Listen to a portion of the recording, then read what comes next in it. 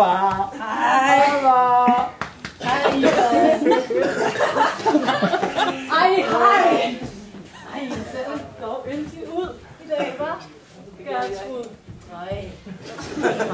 Kommer du lige fra arbejde, eller var det heller ikke i dag, du sådan rigtig skulle på arbejde? Jeg var nede på burgervarerne. Var du det? Var du nede og øve dig? Ja, det var jeg. Hvad sagde du så? Ja, så fik vi en sludder, og så tog jeg en øl med Peter, ikke? Og så kunne du ikke alligevel? Nej, det var jo ikke det, jeg skulle på arbejde. Nå, ja. Hvornår er det, du skal på arbejde, far? Nej, jeg tænker i morgen måske. I morgen.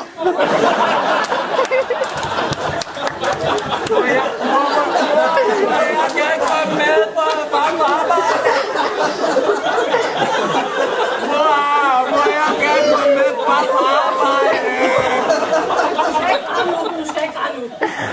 Nej, du skal ikke græde nu. Nej. Stop, Gertrud. Du skal ikke græde. Der sker ikke noget. Mor, jeg synes, vi skal tænke på at tage Ivan med i morgen. Hvor sjovt skal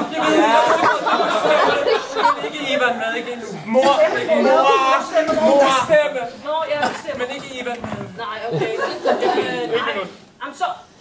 Det er ikke... Mor, alle de andre børn, der skal fortælle om, hvad deres far laver, og så skal de tage nogle ting med fra arbejde. Men ikke tage med! Jeg siger, at han må ikke tage med. Han skal ikke med, det er farligt. Han må ikke tage med. Det er meget farligt derude. Hey, altså! Ja, det kan gå grueligt galt jo. Du ikke får en ny arbejde? Nej, jeg arbejder på det jo. Du bliver grønhandler måske? Nej, det er så skidt skal vi ikke ud i, men... Altså, måske skulle jeg overveje noget i den branche, eller hvad? Ja, grønhandler. Må jeg også få sådan en stor jakke, ligesom far? Nej, du ikke får en stor jakke. Så ikke den slags store jakke. Prøv lige at åbne jakken. Ja, jeg åbner lige.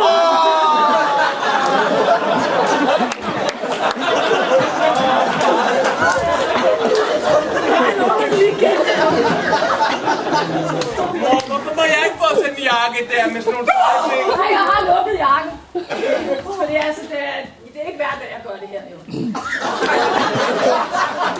Du har gjort det en gang. Jeg har kun gjort det en gang, at når jeg får så er der aldrig igen. Du plejer altid at sige, at du aldrig har gjort det. Du kommer til at tage den forkerte jakke på den dag, du gjorde det før. Du vandt af hele familien. Nå, ja, okay. Hvem er det, du har fra? Hvad har du? Jo, og det skal vi Ja. ikke snakke højt om. Det siger du altid. Jeg er jo terrorist, og det skal vi ikke snakke højt om. Nej, jeg er ikke...